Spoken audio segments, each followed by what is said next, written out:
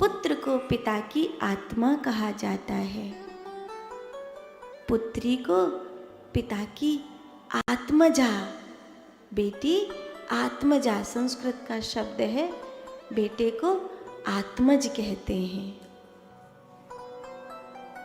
पिता की जो आत्मा है वही पुत्र है, इसीलिए उसे आत्मज कहते हैं।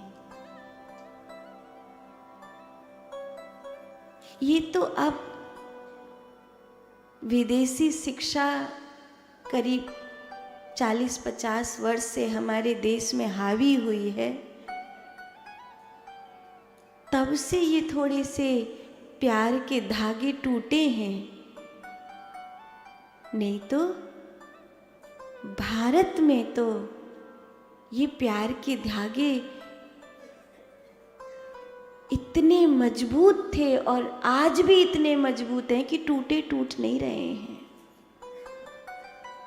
बहुत घरों में तो टूटे टूटे टूट नहीं रहे हैं।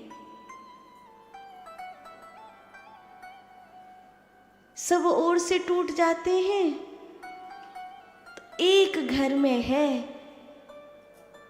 बड़ी पक्की मजबूत डोरी जिसका नाम माँ है, पूरे घर को जोड़ के रखती है, तो टूटने नहीं देती।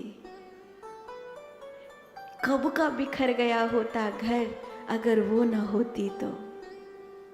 बाप कहीं और गया होता, बेटा कहीं और गया होता, बेटी कुछ और कर रही होती, एक वही तो है जो कहती जब तक मैं जिंदा हूं तब तक तो यहीं रहो, बाद में देखा जाएगा, मेरे जीते जी कहीं मत जाओ, मेरे जीते जी यहीं रहो।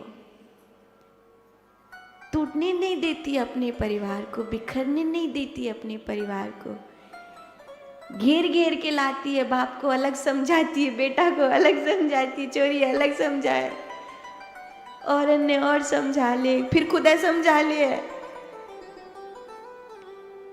घेर घेर के लाती, पर परिवार को फेविकॉल के जोड़ की तरह लगा के रखती है, टूटने नहीं देती। उसका नाम माँ है। वरना तो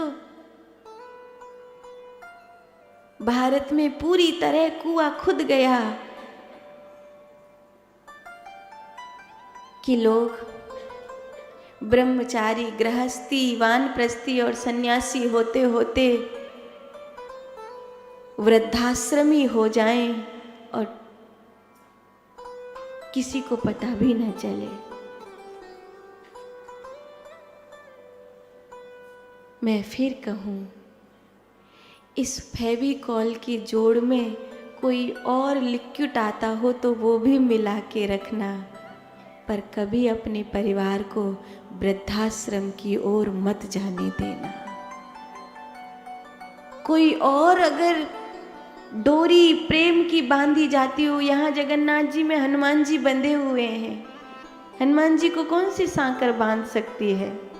कोई सांकर है जो हनुमान जी को बांध लेगी? एक प्रेम की ही